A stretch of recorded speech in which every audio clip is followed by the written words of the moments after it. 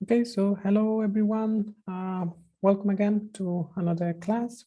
Today is day 9. And as we said last week, we are going to do a synthesis of the calcium 8542 spectral line in non-LT and using the enhanced network simulation that was computed with the Bifrost code. The idea is that last class, we adapted or we transformed the atmosphere to be able to be used in RH. So we changed the units, we reversed the axis, and we did several things. And now we have everything ready for running the synthesis. Okay.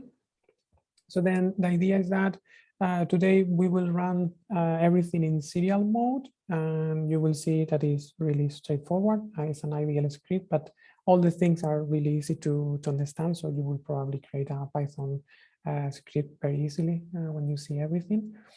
And the idea is that after a few tutorials, when we start with the parallel wrap, we will repeat the same computation, but in parallel, and it will speed up a lot everything. But the idea is, as I will set at the end of the class, today's script I think is useful to have it either in IDL or Python, the program you use, because sometimes at the beginning when you transform an atmosphere, you want to do some tests, you want to check that everything is useful, so it's working correctly before running a full map that will take a lot of time and resources. So I think it's okay, even if you are going to mainly run in parallel, to have a tool or a program that you can use at the beginning just to check things and also to get familiar of how the output should be and things like that. So I hope today's class is a good thing and hope it will be helpful for you. Okay, so then let's move to that script. So as always, I'm going to be in RH, RHF1D, and then this folder, I will put it in the shared folder. And here is where I'm going to run things. The script that we are going to start with is the synth.pro. Okay, so then let's go step by step through it. As always, I remove everything because things, if you don't remove it at the end, they also use a space, mainly when you do a lot of synthesis like we're going to do today. For example, I think this .dat, I think it was like 30 megabytes. So it's not a big thing, but it's just that if you remove them at the end and then at the beginning, you can also clean things and also save some space when you're doing this kind of operation. So then let's start. The first thing is, as we said, we adapted in the last class in the Bifrost transform folder. We adapted the atmosphere to be run in RH. So we just load the IDL save file. And what we are going to do is the tutorial is going to be divided in 2 classes. Today, we are going to focus on doing the non-LTE synthesis of the Carlsson line. So we are just focusing on getting profiles and the Stokes profiles. But in the next class, what we are going to do is repeat almost the same process, but in order to learn how to get in a very easy way the optical depth stratification at 500 nanometers. So we will repeat the loop that we are going to learn how to do today, but with just in LTE and with less wavelength points. And this will be done in next class, because I think is, as far as I know, the most accurate way of getting the optical depth scale or a stratification from a simulation. So you just run RH, you have a lot of information, you have a lot of atoms that they provide information for computing the background opacities. So then the optical depth vector that you get is really, really accurate. And the only thing you need to do is run RH. So then today, let's focus on doing, like we could set a proper synthesis. And then next week, so next class, we will learn how to do like a conversion program where we just compute the optical depth from the thermal and the geometrical height scale that Bifrost provides. Okay, so then the first thing is that we transform the full map, but for this example, we're just going to focus on a small area, because also if you want to run it, I didn't want you to have to wait like 1 week or something to finish. So we are just going to define a small region of interest, and I'm just defining here the coordinates, and I'm making a plot here so you can see what we are focusing on. So it's this one. So I'm plotting the longitudinal magnetic field, and this square, this highlighted region is what we are going to synthesize. Okay, so it's just a small part, still out of pixels, I think around 230, if I'm correct, but much more than the 500 times 500, that is the full cube. Okay, so what I'm plotting there is the field strength times the cosine of the inclination. So this is BZ, and I'm plotting it at index 126, that if you remember from the previous class, this was Z equals 0. Okay, so then we have small field of view where we have strong network patch. Okay, so then we just define the dimensions of that patch in order to define the atmospheres for that region only. So then what I'm just doing here is taking the original gas temperature that we have reversed for having in RH format. I'm just taking the pixels in the coordinates that we defined above and using the full height scale. Okay, so we do this for all the parameters. Remember, this was line of sight, electron density, the 6 hydrogen population levels, field strength, inclination, and azimuth. Okay, so we just reduce the cube to the size we are interested on. Although also, as I said, we are going to have the opportunity, just because we are doing the synthesis, to also get the optical depth. So I'm just going to show you here how to get it. And then in the next class, we will use it for different things. So then essentially what we have to do is to define an array that has the same spatial domain dimension and the same height dimension. Okay. And then before running the code, I usually do this. I just want to say that maybe you prefer to not do it. So in fact, I say it on the text. But the idea is that if you remember, when we computed any computation with RH and we provided an atom, we had a very, very long wavelength range vector, because RH is solving different spectral points. And also sometimes, like in the case of having calcium, we are solving calcium H and K. We are solving the other 3 calcium infrared lines. So then you could have a lot of spectral points. But the truth is that if you remember, I think day 2, we really focus on optimizing the computation of calcium 8542. And we left the other transitions just to have the minimum spectral points that we thought could be necessary.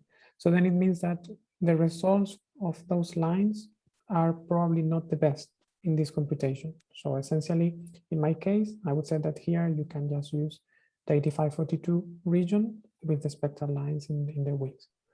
So then in that case, what I usually do is just save for each computation the Stokes profiles, but in this wavelength region. So then what I do is just I define an initial wavelength and a final wavelength, and then also a final dimension. But the truth that this is something that I usually use, but when writing this, I thought, well, you can also just save the profile and then at the end, just select what you are interested on. But the truth is that if you are going to repeat this for multiple snapshots, then you are probably getting a lot of data that you will not use. So just think about it. But if you don't want to do it, just know that the complete wavelength range is 532 points.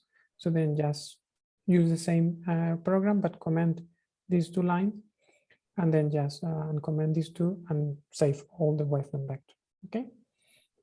But it's just that sometimes I do it, and sometimes also if we have 2 or 3 active atoms, some of the regions you are interested on, they are in between. So then you can just select those regions and only save those files instead of having a lot of wavelength points. But it's just an option. Okay. So then we also, so the final goal of the computation is to have the Stokes profiles. So then these are the rays. So it's SI, Q, U, and V. And in this case is X and Y as before, but the third dimension is the wavelength. Okay, so then this one was defined here, but also if you don't want to cut, just save everything, you can define it here as well. Okay.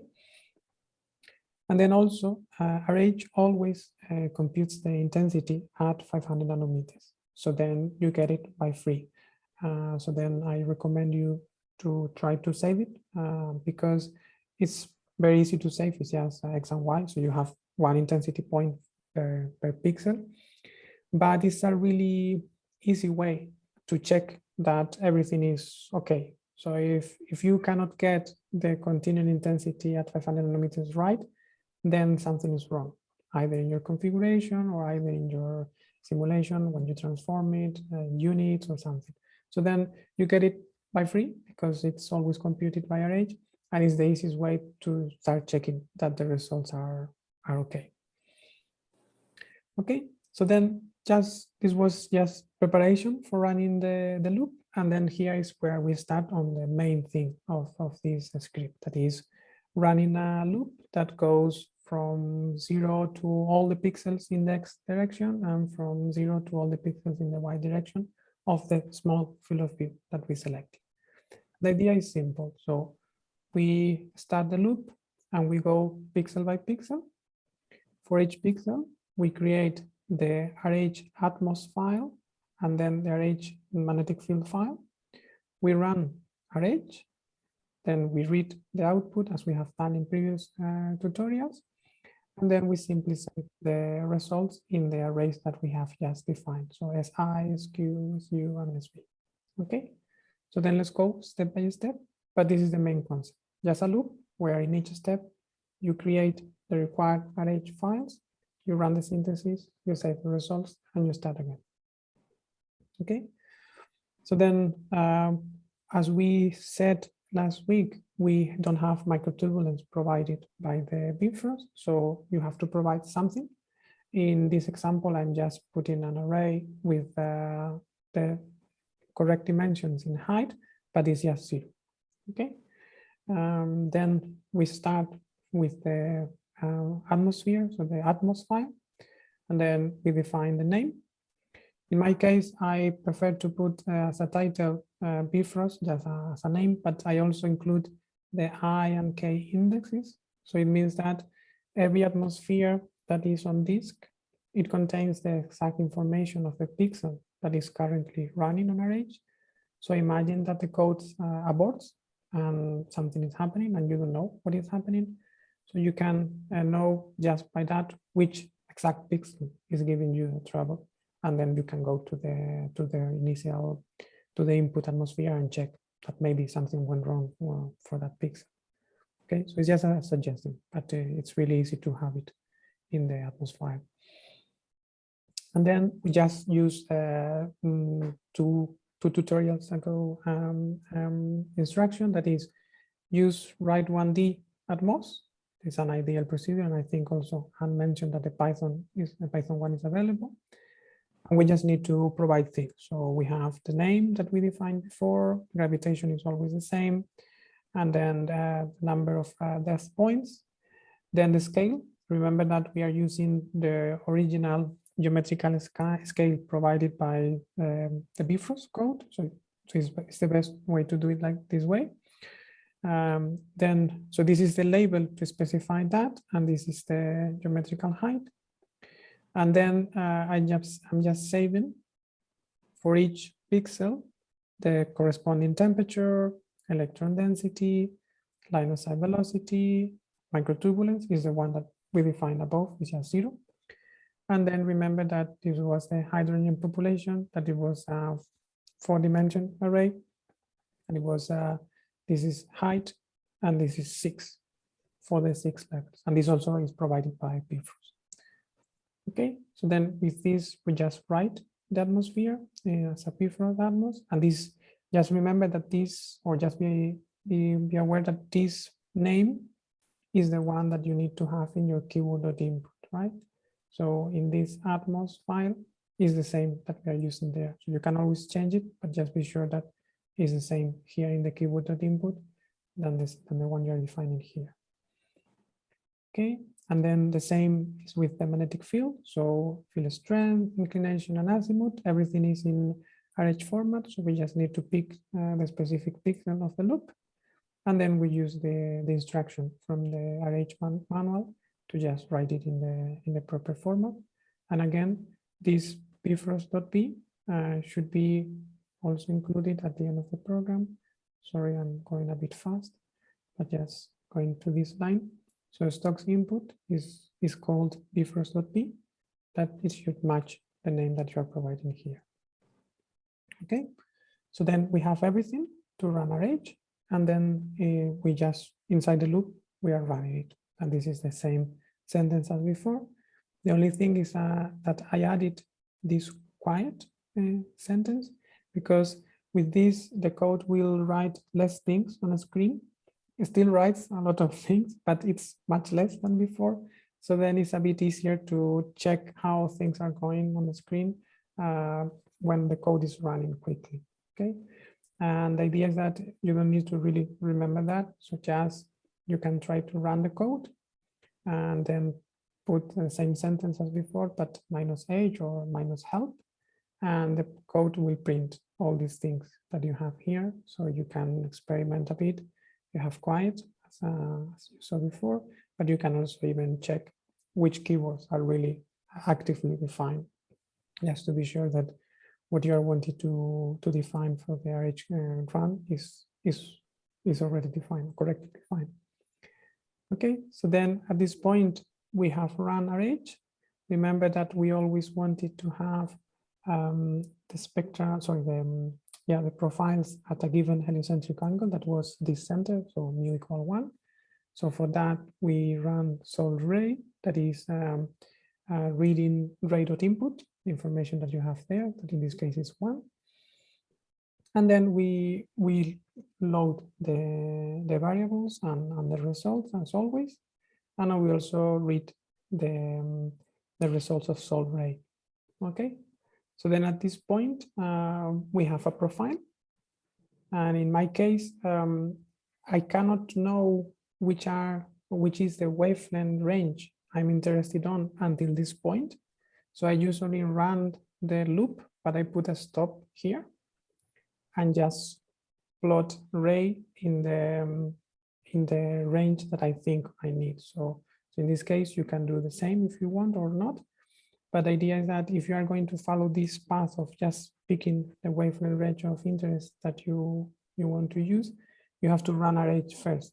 Otherwise, you don't know, because it always depends on n lambda, q core, q win on each active atom that you have, and also on the wave file that you're providing and the number of points it has. So the best or the simplest way is to just run RH, put a stop after that, and then check that initial and final wavelength that you want to use are those, and then you go back to this line and you define this.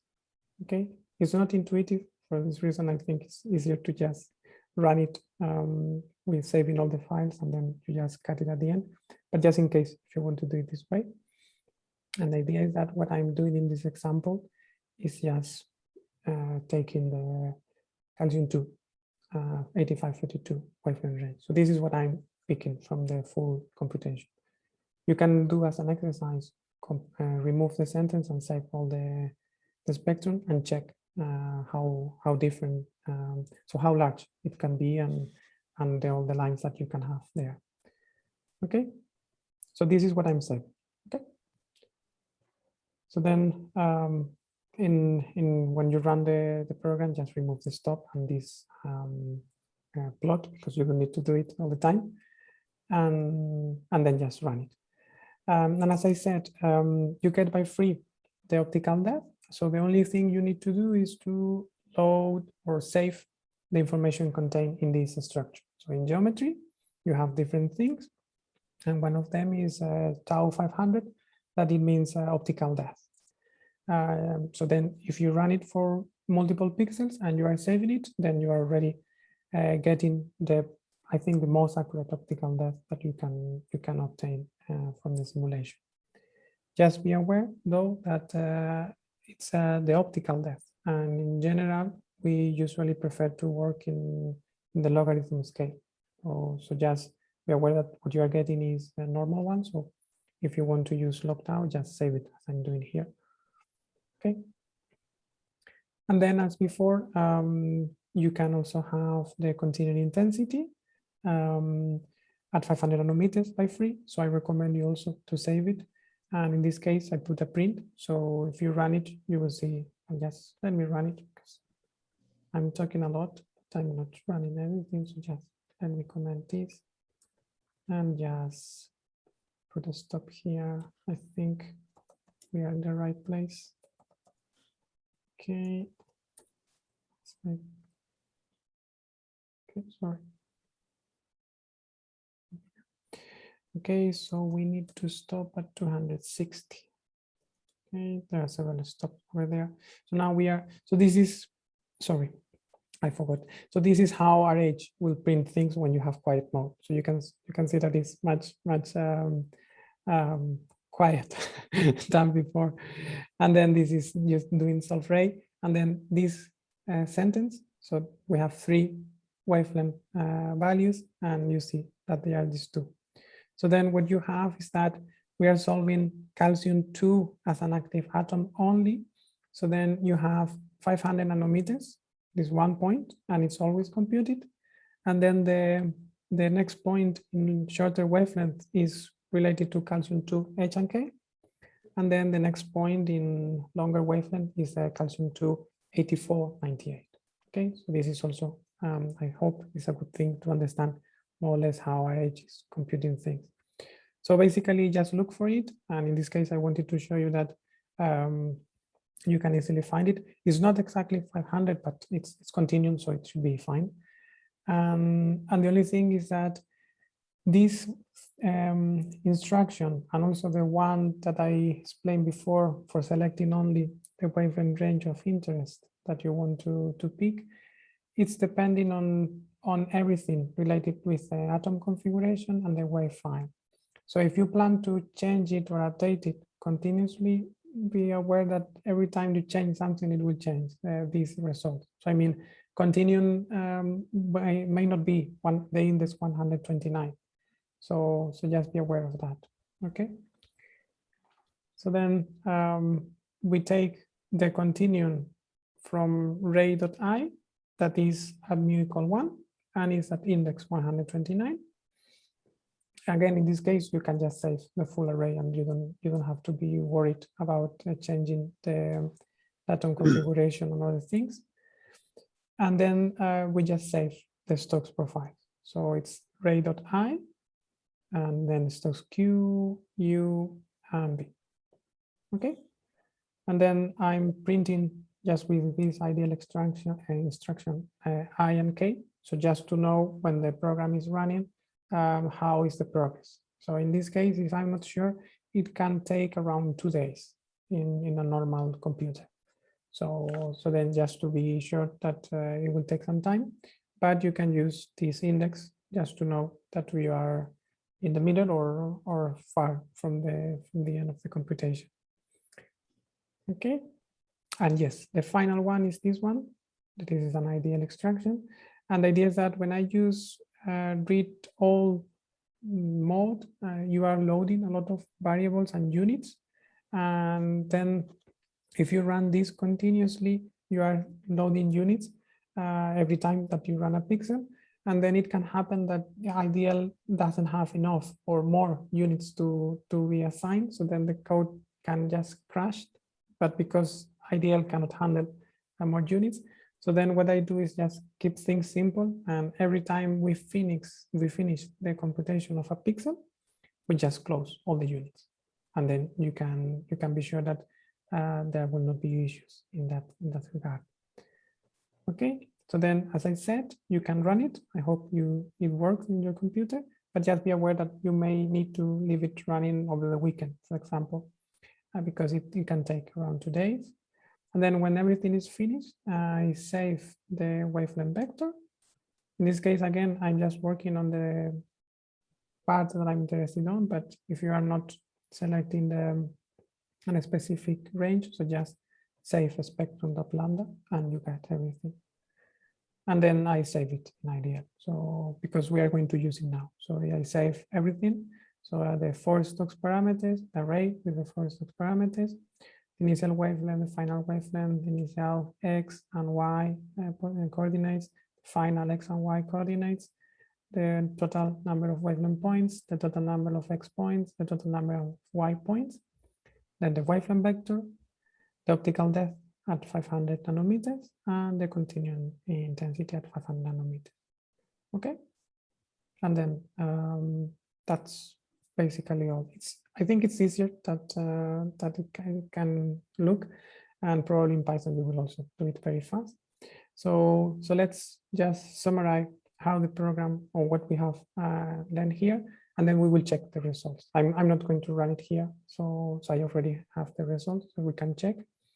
But let's quickly revise everything that we have seen before. So the idea is we had the input atmosphere from the previous tutorial.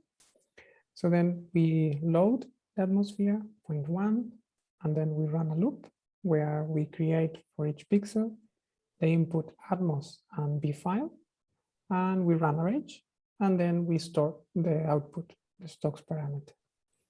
We also, I recommend you to save the continuum intensity. If you are saving the full intensity vector, it's fine, but if you want to have it as a separate quantity, it's also okay. But important is that it's something that you should look at later, okay? And because I think it's, as I said, if the continuum intensity doesn't look like granulation, for example, in this simulation, then you should start revising because something went wrong. Okay. Also, we added an extra sentence where as we are loading everything, we focus on storing geometry .tau 500, that is the optical depth. So then we will use it later on. And then now we are going to move to this plot, this script, and we will check some of the variables very quickly to understand more or less how, if you can trust the results, and if there are some things that you may correct to have it everything in a reasonable physical quantity. Okay, so then yes, because my idea is that you should look for, if you see strange spatial patterns like wavy patterns or things like that, then maybe something went wrong. If you have intensities that are or very large or very low, so 0 intensities, it doesn't look okay. And if you have an intensity up to 100, 10 to 100, then also something went wrong. And also the polarization signals. If they are too small, you may have a problem with the units of your magnetic field, or if you are starting the atmosphere in the opposite, because remember that if RH is waiting for an atmosphere that starts in one index and you have it in the opposite, probably you are providing a weaker magnetic field or a stronger than it should be. So then even if your thermal part is okay, your magnetic field part will be wrong. So I will show you just very, very quick plots and some hints to just at least have more confidence on the result. Okay, and then as I said before, for me, I think having this as a backup, it's nice. I will show you how to do it in parallel, and maybe you will forget most of the things, but it's good. I recommend you to have it as a backup, at least when you have a new atmosphere or a new simulation, someone is giving it to you, you want to adapt it to RH, and then you just need to check that everything is okay, thermal part, hydrogen populations, the magnetic field. So just running a few pixels, I think it's advisable. And then you can always run for days or months in parallel. But at the beginning, it's good to spend a few afternoons just checking in detail everything before just getting ahead for a full parallel computation of multiple snapshots. Okay, so then before checking the results, is there any question so far?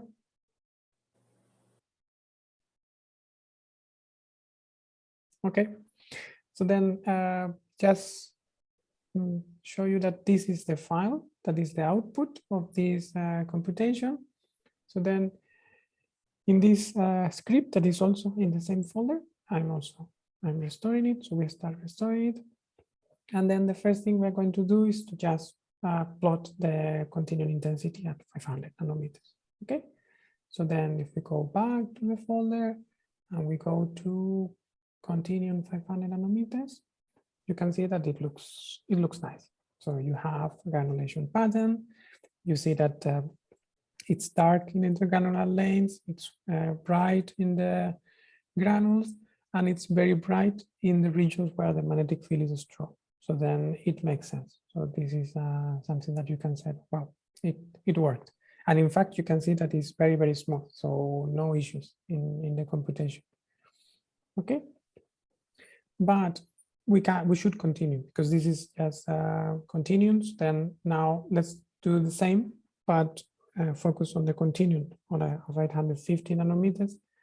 So then I'm just plotting the Stokes I array, but at 0 index. That this is in my case because I already chose that that wavelength range. But in your case, in this plot, you may be sure that you are selecting the wavelength that is in the continuum the continuum side of 8542. So then let's start with A. And then if we plot A, you can see that it doesn't look like a granulation. And there's a point here that it has an intensity of, I think it's 10 to the 240. So it's a it's a big number for intensity, but the truth is that it's only one. And I checked, and if you just remove it, so is this point X 120 and Y 6. If you just replace it by the closest one, you can repeat the plot. Remember that in this case, I'm not setting any color bar, so it's ideal doing it properly. So if you see that it's okay, is that it's okay. And if you see like before that it's crazy, it's because there's 1 or 2 pixels wrong. So then in this case, plot B, it will look okay. So then what this means is that it seems that the computation was also very good in the sense of the non-NT part. I think, and maybe Han can confirm that. So we could have this difference between the continuum at 500 and the continuum at 850, because this continuum is in fact from the non-NT computation, right?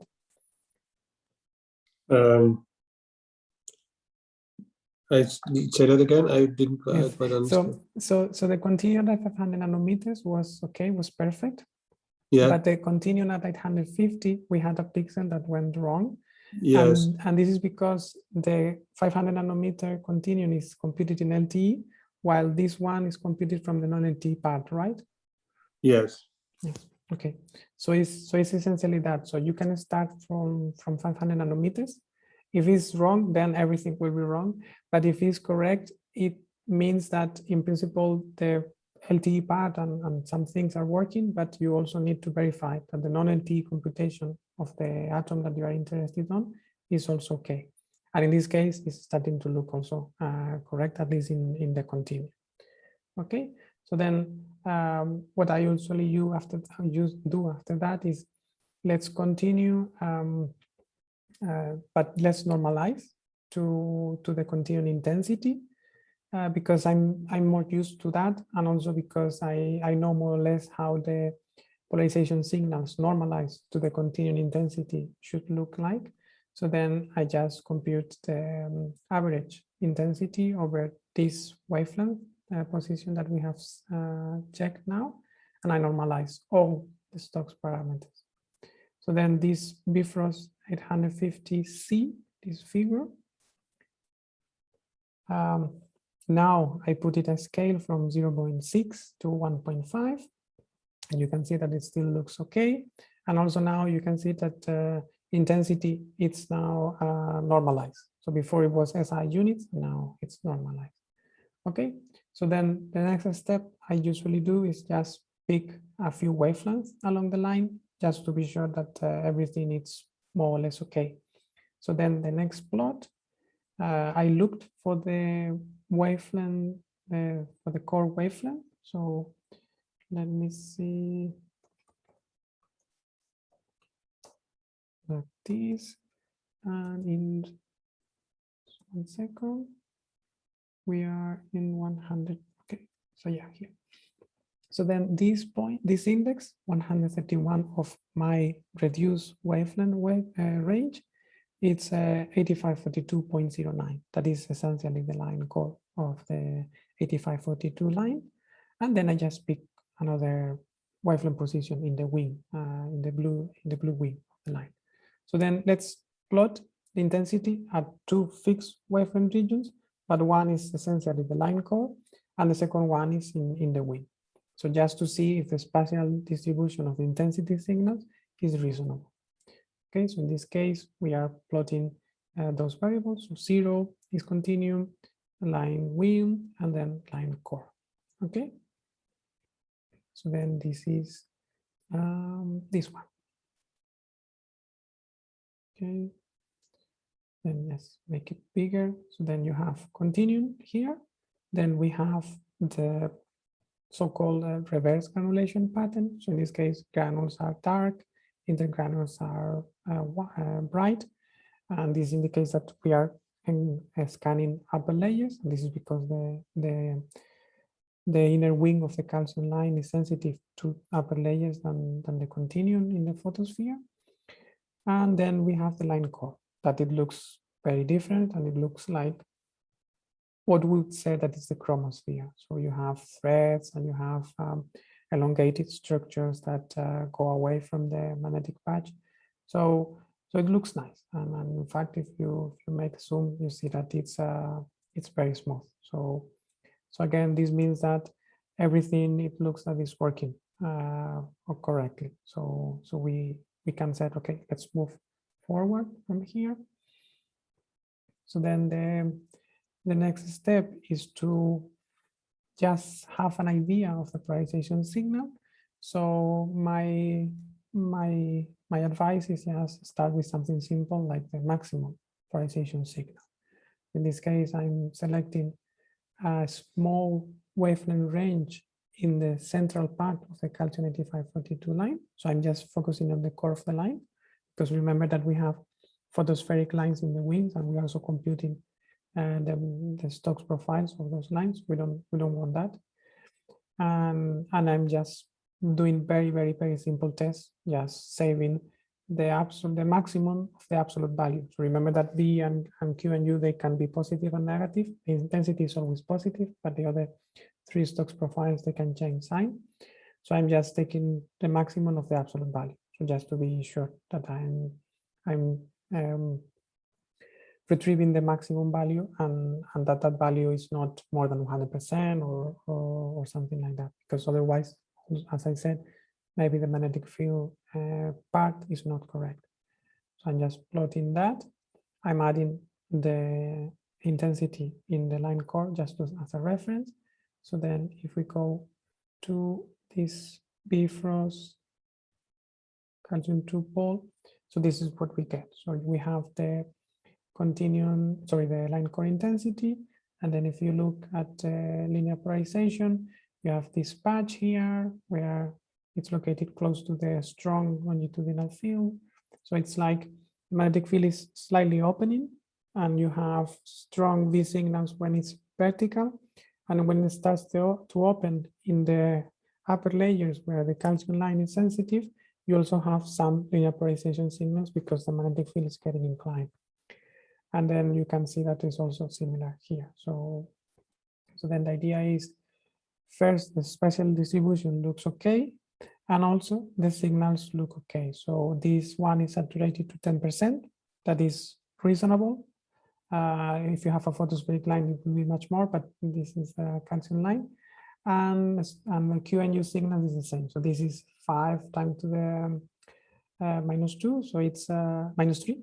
So this is something that we should live with, because the calcium line is a chromospheroid line where the So it's mostly sensitive to regions where the magnetic field is already weaker than in the photosphere, and it's also a broad line. So the signals are small, and this is something that yeah, we have to live with. But it looks like here is okay. I see, if you really look at detail, you see maybe some like a wavy pattern, but not really critical. So in my case, I will be extremely satisfied with this because we ran it, everything went well, went okay. Only one pixel looked like it was not correct, but everything was really smooth, and it means that both RH and Bifrost are really working well here. So if you see small things, it's okay. Probably there's no high impact on most of the studies that you are going to perform with the simulation. So then I think this is more or less what I recommend you to do when you run a computation of a snapshot that you get it and you transform it.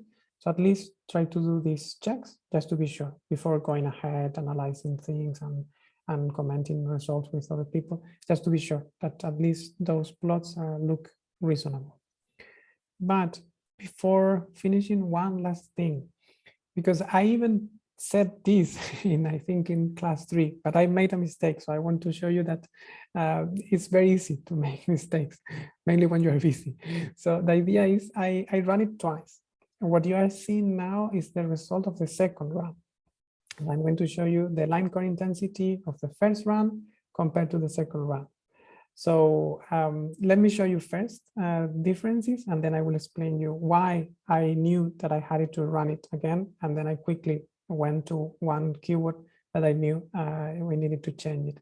So here I'm plotting the line core intensity, saturated, more saturated than before, for the run that you are seeing, that we have checked, that is with 200 iterations versus this one. So let me do a zoom. So when I saw this one, I said, oh, I have some small things here and then some strange things here. And then you can see that it's not really smooth. If you go here, it's much, much better. So then I said, oh, okay, I may understand what is happening. And then the idea is that I went to the keyword.input and I realized that we had in the previous tutorials 25 iterations, that it's really okay for a FAL model. But in this case, the atmosphere is much more complete. So if you remember, I said, and I didn't do it, but I said, it's okay to set a good iteration limit. For example, 1 × 10⁻�3, it's fine. But be sure or be certain that you have enough iterations to allow RH to reach it. So what I mean is that in those pixels where you see that the solution is not so good, is because RH needed like 50 or 80 or 100 iterations. So then for those pixels with this configuration, the result was not, I would say, not good enough. So then I rerun it with 200. In fact, you can put 2000 because in general with 30 or 40 iterations finished, but maybe for a 1 pixel or 2 pixels, it needs 2000 iterations. And that's not bad because in general it will be much faster. But this is the key that I said and I forgot to apply. That is, let the code to reach, so define a proper non-LTE accuracy and let the code reach it. Because the atmospheres in some cases, because a combination of temperature, velocity, or other parameters may require more effort from RH side. So just give the code opportunity. Otherwise, you may have this wavy or at least not a smooth pattern. That is basically just the code need more time, and I didn't give it to the code. So I think just that. Yes, this is what I said. So then basically, this is a summary. My advice, just try to run the computation and then always have some strategy to check that the results are reasonable. Continuum intensity 500 nanometers is the first one, but after that, focus on the non-LTE wavelength region that you are solving.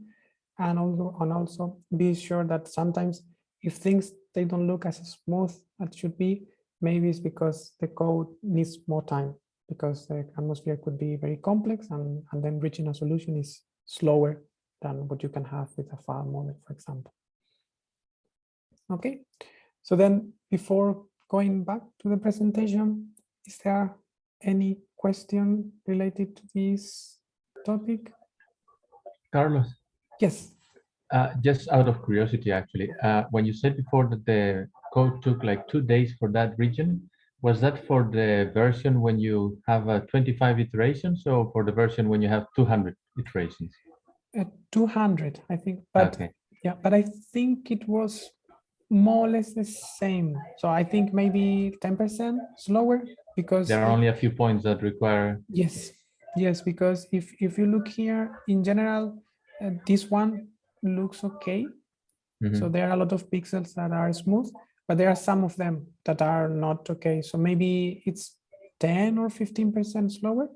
Okay. But I think it was not big difference. It's just that I think in this case it's taking long because we have a lot of spectral points. So we have a lot in the calcium atom, and also we are providing the extra wave grid with the satellite lines. So I think essentially it's that we have a lot of wavelength points.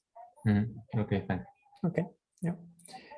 But I would say that in general, when we move to parallel, this will scale very fast, and in a normal server with, I don't know, 30 or 40 threads, this can be done probably in 1 hour or maybe 4 hours. So it will scale very fast. Okay. Okay, so then any other question besides Angel's question? Carlos, I have a general Yes. question. Yes. It's more related with the last class that today, but do you have any criteria to crop the atmosphere in height? If you have a numerical simulation that goes through up to the corona, do you follow any criteria to crop the atmosphere for 8542? I mean, for synthesizing. Yes, yes. I think it's there's a reference. So we can say that the line forms around 1,000 kilometers. But I think it's also good if you are solving properly calcium H and K, that those lines form a bit above that, so maybe 1,500 or 2,000. So I would say that in general, if the simulation is normal, like in this case, cutting 3,000 kilometers and using up to that, it's probably okay. But you may need to do some horizontal cuts and plot the temperature and density and check that you don't have very like elongated structures where the temperature can be very low or very high, because those can shift a lot the height of formation. So I would say in general, with the Bifrost atmosphere, for example, if you pick below 3,000 or 4,000 kilometers, you are probably fine. Below that, I think may have some issue for a given pixels, not all of them. And if you go much higher than that, you may induce some issues with RH, because there maybe the temperature or the density could be less realistic than in the chromosphere. So I would say if you move between 2,000 and 4,000 kilometers, probably you are in the safe side. Okay, thank you. Yeah. Yeah, I mean, I think that what you say is probably right. What you can do after the fact is plot the height of optical depth unity in the line core and see that that it's not anywhere that the lowest optical depth that you have is above 1, right? But that's something that you do after the fact. So it's a bit based on experience. Yes. Rather than that you have a good criterion a priori that you can use. Yes, yes, yes. In my experience, Alberto, what I would do is, for example, pick up to 4,000 kilometers. And if you have a lot of pixels where RH struggled, then maybe you should lower down a bit, maybe 3,500 or 3,000. But if it works with 4,000, like in this case, I think in this case, maybe 4,000 or 4,500. So if it works with that, then just go with it, because it means that you are being okay. So it's maybe you can use a lower height range, but you are in the safe side. But the RH code is working, so it's not having issues. So then just be in the safe side. Yeah. Other thing that I have been experienced is that you need a little. I mean, you need a good cropping height also for the optical depth, because if you crop very fit, you are probably not capturing well the opacity behavior. And I mean, I did exactly what you are telling for numerical simulations, and it was a little bit short in these numerical simulations. I have to go higher. So that was my main question. If I'm following basically the same idea, but yeah, it's a little bit. Yeah, you should certainly not use the formation height of these lines in a hydrostatic model as the guideline, because they're off for sure. Okay. Yeah. Thank you. Okay. Yeah. Thank you. Thank you. Yeah. Okay. So then, any additional question? No. Okay. So then, just let me go back to, or the presentation is here. Okay. Okay. So then, as always, try to run the example I prepared. I think you can follow the steps and remove the stops that I put, but just try to follow them and check that everything works. If you have time and you have a machine that can be running, it's a serial mode, so it will just take like 15% of a normal, or 10% or even less of a normal machine that you can have in your desk. So if you can leave it running for 2 days, then just try it. And then this is just extra. If you have time, or you know that you would like to explore different atoms than calcium, just try to add it in this script. So if you run it with calcium and everything worked, then just change the atoms.input file, put a different atom in active, and then just try it. Just be aware, because in this case, different atoms can make things more complicated. So be sure that with these new atoms, you are reaching the iteration limit that you set. If not, just increase the maximum number again. And also some atoms could be, if they have a lot of levels and a lot of transitions, they can in fact be, let's say, more sensitive, and then they can lead the code to have issues for having convergence. So in that case, you may be better if you just separate the computation. So you can run one computation for calcium 2, one computation, for example, for sodium, one computation for magnesium. You don't need to do it all at the same time, because maybe those atoms, they have issues in fact independently. So then you don't need to lose special pixels due to these issues. For example, in the case of calcium, that everything looked okay. So you can always separate it or running it together, but just be aware that sometimes together you may be limiting the computation of some simple atoms like calcium.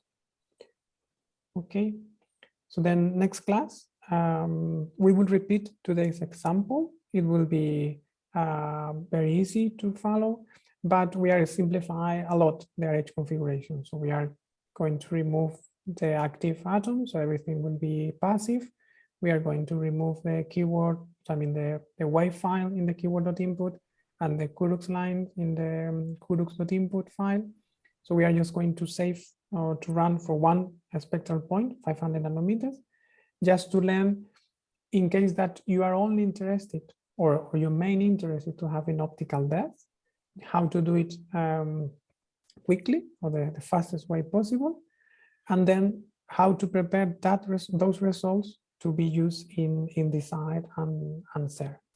Okay, so the main idea is that, just as a context, so what you see in the design paper that soon will be completed, what I did was taking the Bifrost atmosphere, running RH, like you saw today, and I saved that optical depth.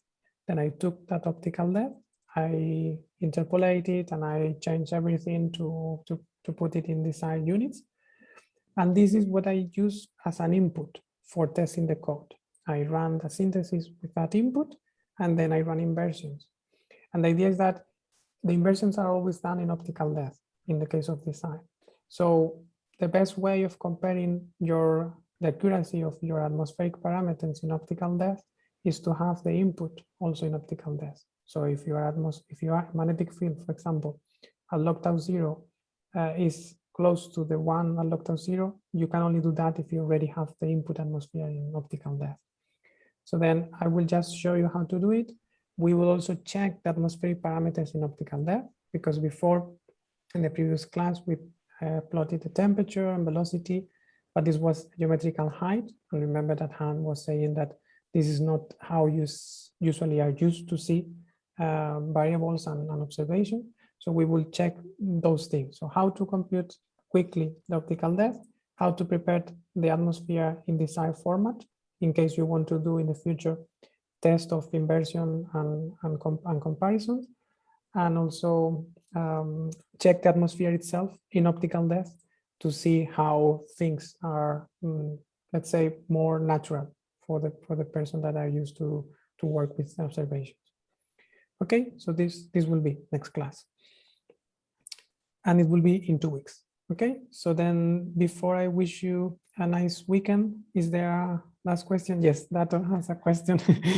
Yes, Yes. Carlos. Yes. So for this run, what you showed today, Mhm. is it possible just to save the opacity and the emissivity in the same way how you are saving other parameters, and then compute the line optical depths?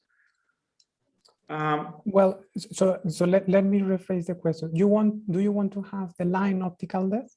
Yes. Okay, so then you can read it directly. I will prepare it for next week, and then I will just show you the same example, but we will also read the optical depth for the spectral domain that I saved today, and then you will have everything. Yeah. Okay. Look, is this Thank your you. question? Okay. Yeah, that was my question. Yes. Okay, so then I just take note to save the optical depth, the line, in the calcium 2 line region. Yes, yes. So in normal 1D run, Yes. it's straightforward, right? To read the opacity and emissivity and save it. And I guess we just need to add more loops in it. So when you use this read all mode that I use, everything is there. I have the sentence somewhere because I did it with Han a while ago, and it's when you finish the computation of RH, I mean passing RH F1D and solve ray, you have everything there. So it's just loading it with a specific way, but I have the notes for that. So for example, if you check, I don't know, one of my publications, I will show it maybe in 2 weeks. I show a plot, this Bifrost simulation in 2D, and I show a plot of the optical depth unity for the line core of different lines. And this is done this way. So I will show you how to compute that optical depth in the next class, running the same loop, but just adding a small, very, very small, like 3 lines, and for loading the optical depth in the line wave range. Nice. Yes. So the Thank you. opacity is not, the optical depth is not directly stored, but the code stores the opacity and emissivity for all wavelength and all depth points. So there's simple IDL procedures that you can use to calculate the source function and the optical depth after the fact. Yes, so I will prepare it for next week. I was just thinking about this when Alberto was asking about the height reference, and Han said, well, you can check the optical depth unity for the line core. And I said, okay, maybe I should explain how to compute that for each pixel like I did today. So I will do it. And thanks for the question. Thanks again. Yeah. Again, I think that this is now easier in the Python Sorry, but it's just It's fine. there's about 20 or 30 year difference between I wrote the two codes, so Yes, yes, the one is a little bit more yes. smarter written than the other one. Yes, yes. Okay, okay, so then no more questions. Okay, so then thanks everyone and enjoy the weekend, and I hope to see you in 2 weeks. Okay, Bye, Thank everyone. you. thanks. Thank you. Bye. Bye. Bye. Thanks. See you. Bye. Okay.